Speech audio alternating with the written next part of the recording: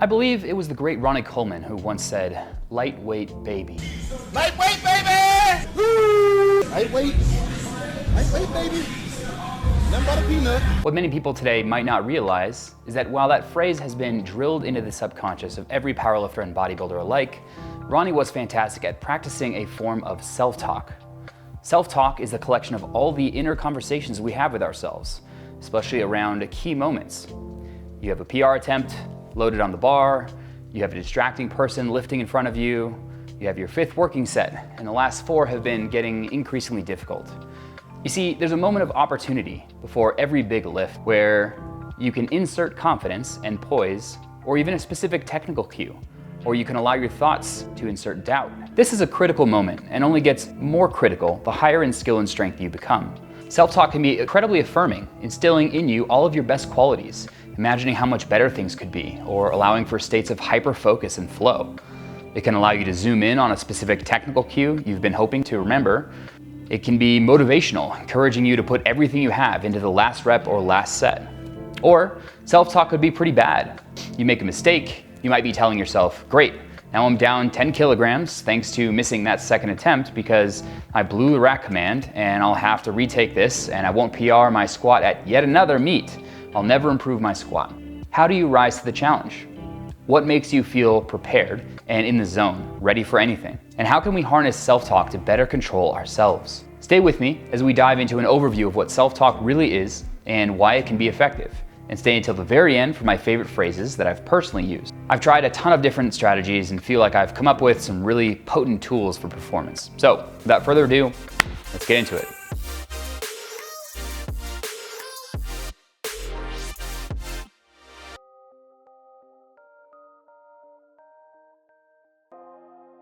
I feel like sports psychology often gets a reputation for being a closely related cousin of psychology, where examining your past and present experiences, triumphs and traumas allows a person to experience growth and heal, or learn to be a better person, or just examine parts of their life. You know, comfortable couches, talking about deep feelings.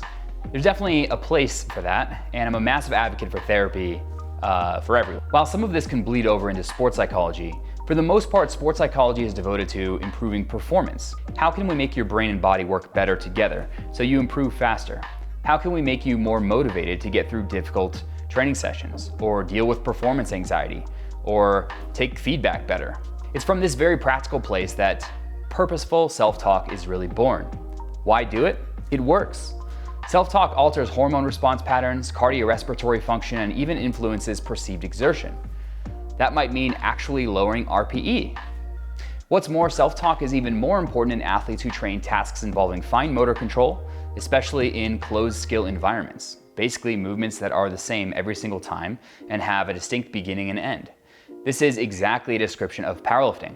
So it's no surprise we see athletes all around the world using self-talk. Athletes are often whispering to themselves before they lift, or repeating phrases in their head as they're approaching the bar. Self-talk falls under the umbrella of sports psychology that's about training skills that you can call on during specific moments in your sport. And with that, the main goal is really just about regulation, being able to be in control of your mind and body at the right time. If you're anything like me, you've had moments of feeling nervous or distracted, either too amped up or not amped up enough, and self-talk aims to bring us back to center, back to total control where we perform best. Self-talk is the mediator between an event and a response. Something happens, and we have an internal dialogue, and then we experience some response. A load that normally feels easy is hard today. You think, I know why this is hard. I'm still sore from my last training session and the poor sleep I got. I'm not worried. And you experience no negative change in your mood. Maybe even an uptick in mood if you exceeded your reduced expectations. All right, so what does self-talk do? At its best, it serves a few main functions. As mentioned, it serves to regulate your thoughts and behavior, reining in your mind from the hundreds of possible things you could be thinking about while under the bar. Basically, it regulates cognitive functions. It serves to motivate you in a microscopic, in-the-moment way. It creates activated states, which is a fancy sports psychology term for keeping you in the zone. It increases confidence. It improves mental preparation. It helps breaking bad habits you might have. This more closely aligned with a type of self-talk called instructional self-talk. It's these very functions as the main reason why we want to master this art of talking to ourselves at key moments. From a practical perspective, researchers agree that a good place to start is by recognizing your own self-talk without actually attempting change. What are you saying to yourself while training? Do you perhaps have specific technical cues you're working on, specific motivational phrases you lean on, or maybe your mind just wanders about the laundry you left running before training, or some work task that's incomplete? Side note, this effect, called the Zygarnik effect, named after Russian psychologist Bluma Zygarnik, is exactly named for the increased attention and focus that incomplete or unknown tasks have. Okay, focus, Bryce. See? Self-talk. I did it right there. I had a moment of quieting my mind that allowed me to return back to the present moment. In fact, it's purported that one of the reasons why self-talk is so effective is that it focuses the chaos of the brain down to one unifying thought or idea. Your brain says, here, think about these 6 things that are unrelated. Oh, and here's a thought about something else from 3rd grade. Here's a thought you had about the social media post you just saw. And here's a thought about someone else at the gym and whether or not they're about to fail the weight that they just loaded on the bar, or wondering if someone is going to walk in front of your camera while doing your set. And all this just bubbles up from subconscious in response to what you're seeing, feeling, and remembering. Self-talk is like playing one song instead of 7 songs all together. Not only is it more pleasant, but it's easier to focus on. This type of unifying, thought-quieting behavior is also one of the reasons why music, and even a screaming audience, can be effective for boosting performance. They distract the brain from all the noise and replace it with something productive. The first step to getting better at self-talk is by recognizing your current types and frequency of self-talk. Keep a log of the things you say to yourself. Are you using positive self-talk, motivational phrases like "I control the bar" or "no limits"? Negative self-talk, phrases filled with doubt or worry.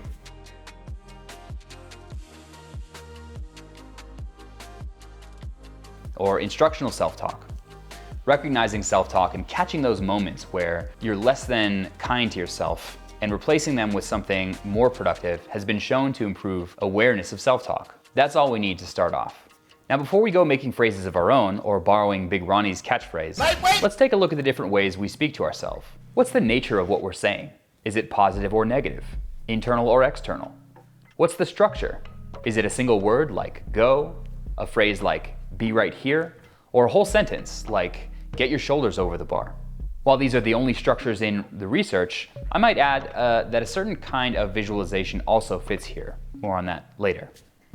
Are you speaking to yourself in the second person, like you can do this, or in the first person, like I can do this? Neither are wrong, by the way. Finally, are you giving yourself specific instructions or just more general instructions? Long arms or tight upper back might be a specific piece of instruction, but control the bar and patience getting the bar moving off the floor are more general. Also note, you might enjoy speaking phrases quietly to yourself in your head, or you might prefer yelling them into the void. Despite many gyms being places that shun loud outbursts, effective self-talk comes first. So, if you're that person who benefits most from a short, sharp yell or uttering a phrase out loud pre-lift, go for it. Anyway, we could order self-talk briefly by the following categories as 4 positive, 3 negative, and 1 neutral. Positive: psych up power, confidence, instruction, like focus on your technique, anxiety control, like calm down. We've got negative phrases like worry or I'm wrong again, disengagement, I can't keep going, and somatic fatigue, like I'm tired. Finally, we have neutral, like what am I going to do later? As an important note, a recent meta-analysis showed that negative self-talk isn't all that bad. Despite the prevailing attitudes, there doesn't seem to be much of a problem with negative self-talk. This might be because self-talk works regardless of what a person says. It just matters that you're saying something. Like we talked about, it's just that it focuses your mind. Regardless, let's not be agnostic about what we say. I think specific phrases are more potent for certain lifters, certain sets, and certain moments of training session or competition. You're allowed to cultivate exactly the right words you need to hear. And I want you to become an expert at delivering the right phrase at the right time for you to succeed. Okay, 6 rules. While these are dated, drawn from research in the 1980s, I think they'll still give us a great guide. Keep your phrases short and specific. Use the first person and the present tense. Make your phrases positive. Say your phrases with meaning and intention. Believe them. Speak kindly to yourself. And repeat the phrases often. Okay, my friends, well, at this point, you've gotten most of the information you need for creating your own phrases for self-talk. These are the things that have helped me create phrases. These are the things that have helped many professional athletes that you guys follow, whether they're powerlifters or whether they're athletes from many other sports. So if you found this information helpful, give me a subscribe, hit the like button, and stay tuned for the next video. And if you want more information on the specific phrases that I use, feel free to continue watching this video.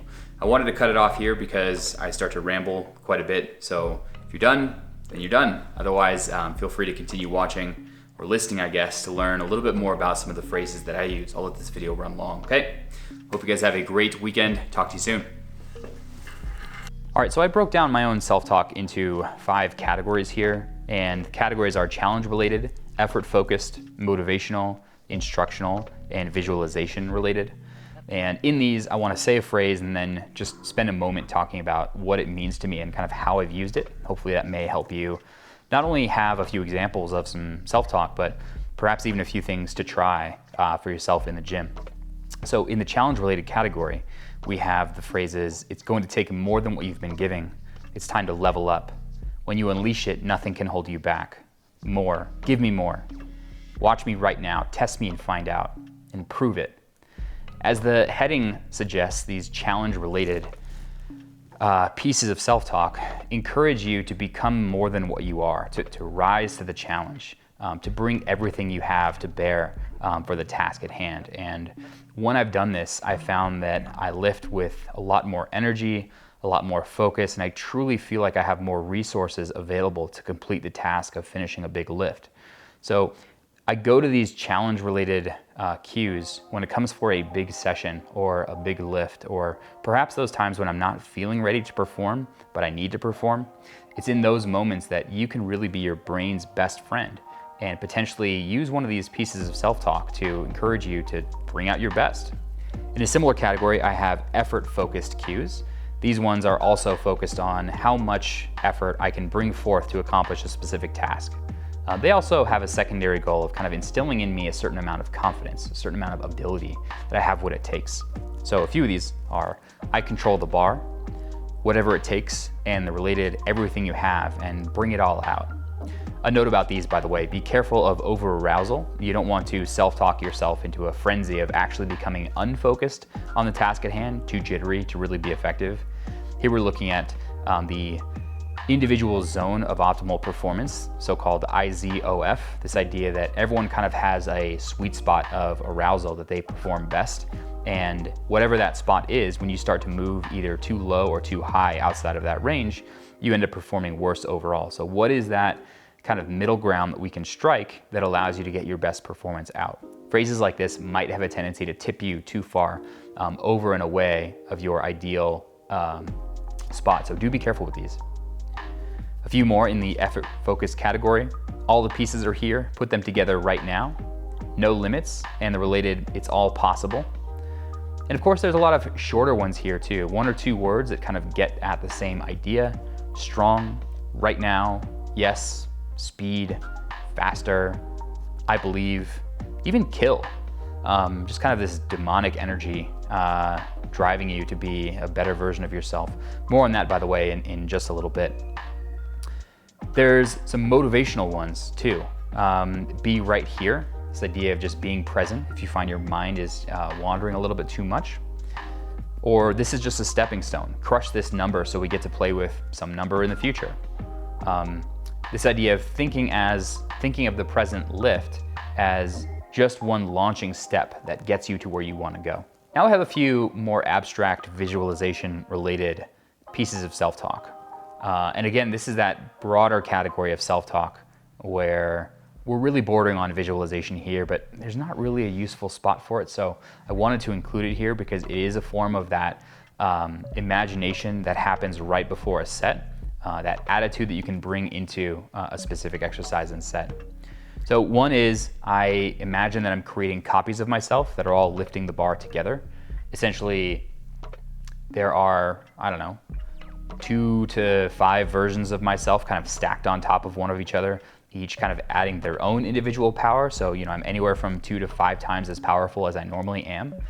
I know it isn't actually that way, but if I'm able to kind of cultivate that idea, I feel like I can draw on a greater well of overall strength. Another one you might use is to imagine your 10 training year national champion self saying, "I'm with you, I am you." Essentially imagining a mature, fully realized powerlifting version of yourself that is with you, helping you complete this task.